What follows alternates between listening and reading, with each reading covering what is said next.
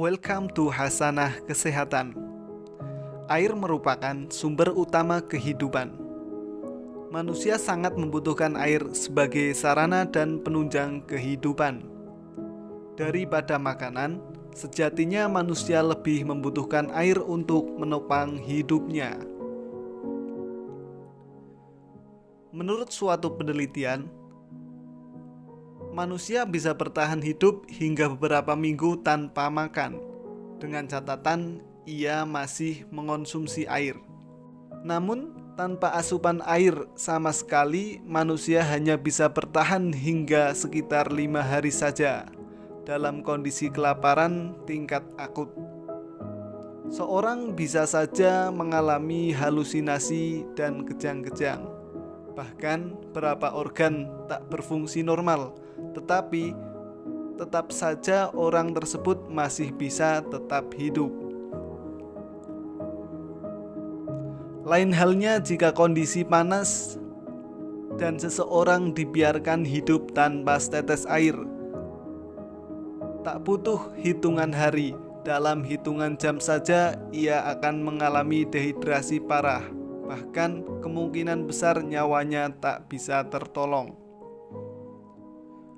Manusia mutlak membutuhkan air karena setiap hari sekitar 1,5 liter cairan tubuh lepas melalui urin, keringat, bahkan nafas.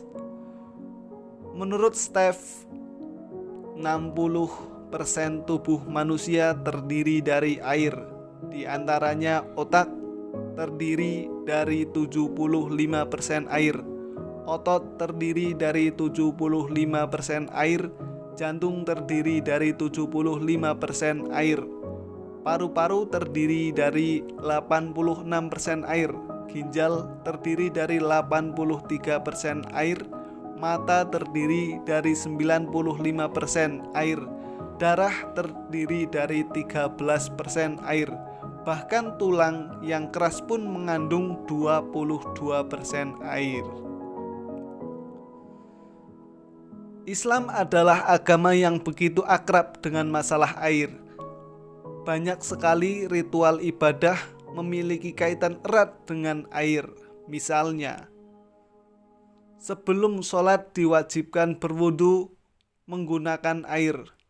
Menghilangkan hadas besar juga kaitannya dengan air. Bersuci dan menghilangkan najis juga ada hubungannya dengan air. Bahkan ketika seseorang meninggal, wajib dimandikan terlebih dahulu dengan air. Tidak ada agama lain yang sedemikian. Di sebagian agama, justru ada yang menuntun pemeluknya untuk membakar jenazah yang telah berpulang. Tentu bukan dengan air, tetapi menggunakan api. Lepas dari pemaparan di atas, Nabi Muhammad SAW mengajarkan kepada kita tata cara minum sesuai sunahnya.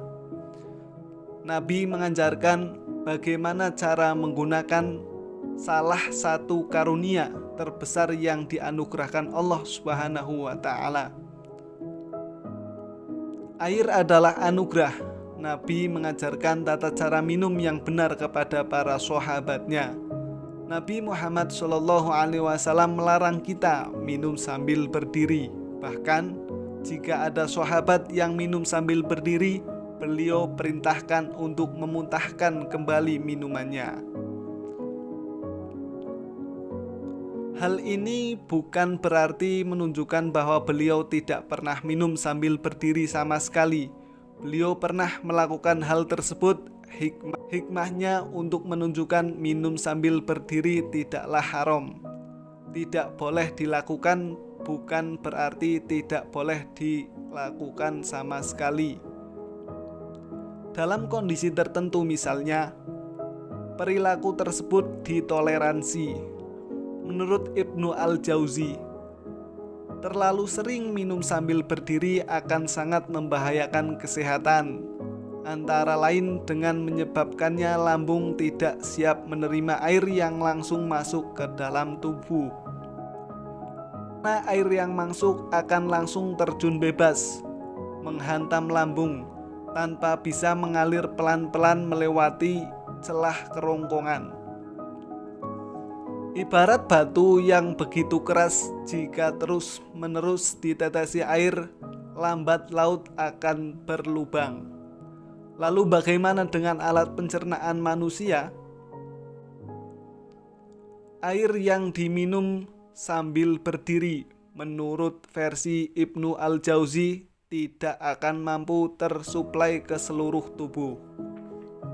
Penelitian hari ini membuktikan fakta tersebut. Di dalam tubuh manusia terdapat sfinkter, sementara alat penyaring atau filter merupakan sekumpulan serabut otot dan berbentuk seperti cincin. Alat ini bertugas membuka dan menutup jalur alamiah pada tubuh, hingga akan banyak hal negatif yang ditimbulkan saat minum sambil berdiri jika dilakukan terus-menerus dalam jangka waktu yang panjang. Dari penelitian yang dilakukan, beberapa sesuai dengan pernyataan Ibnu Al-Jauzi berabad-abad silam, seperti rusaknya sistem pencernaan akibat terus-menerus terkena cipratan air secara mendadak melalui dinding perut. Gejala yang terasa kadang berupa nyeri pada lambung, mual, dan perut kembung.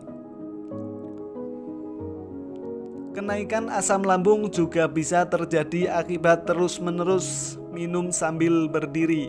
Ini disebabkan kejutan akibat tekanan air yang ditimbulkan.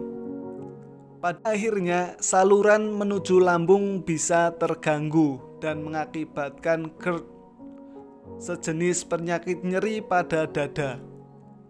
Dampak seperti ini muncul karena asam lambung dengan derajat keasaman yang tinggi naik menuju kerongkongan. Proses filterisasi yang seharusnya dilakukan oleh ginjal akhirnya tidak optimal. Karena air bisa dengan cepat sampai ke kandung kemih tanpa melewati proses penyaringan secara sempurna. Jika hal ini berlanjut terus-menerus, sangat mungkin penumpukan kotoran akan terjadi. Lain yang diajarkan oleh Nabi Muhammad SAW adalah ketika minum, beliau selalu memberi jeda.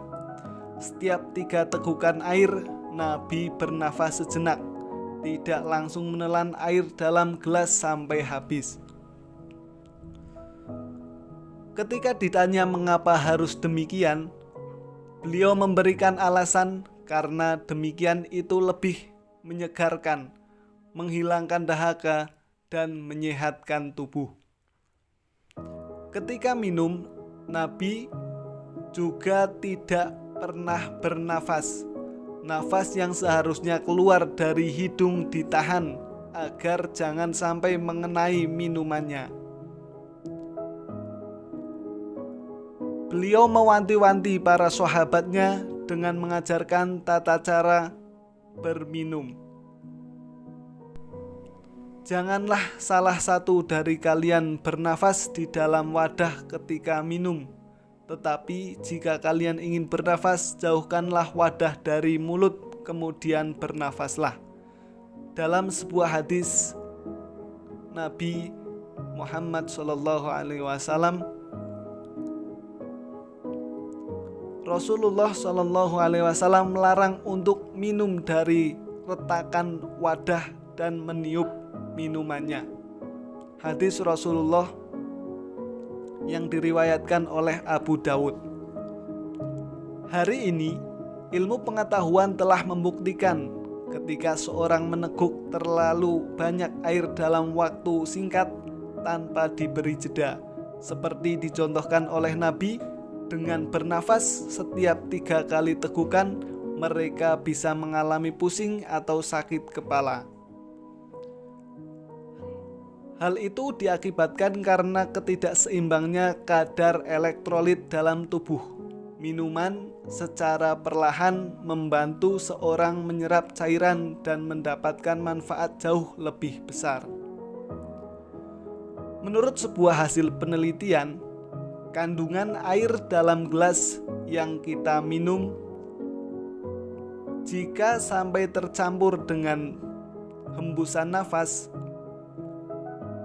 akan menghasilkan senyawa berbahaya yang disebut H2CO3 atau asam karbonat. Sama dengan cairan cuka dan menyebabkan minuman menjadi asid. Meminum air yang telah terkontaminasi dengan nafas kita sendiri sama saja dengan meminum racun. Begitulah ulasan pada kali ini. Semoga kita bisa mengamalkan apa yang telah dilakukan oleh Nabi. Sekian, semoga berkah manfaat.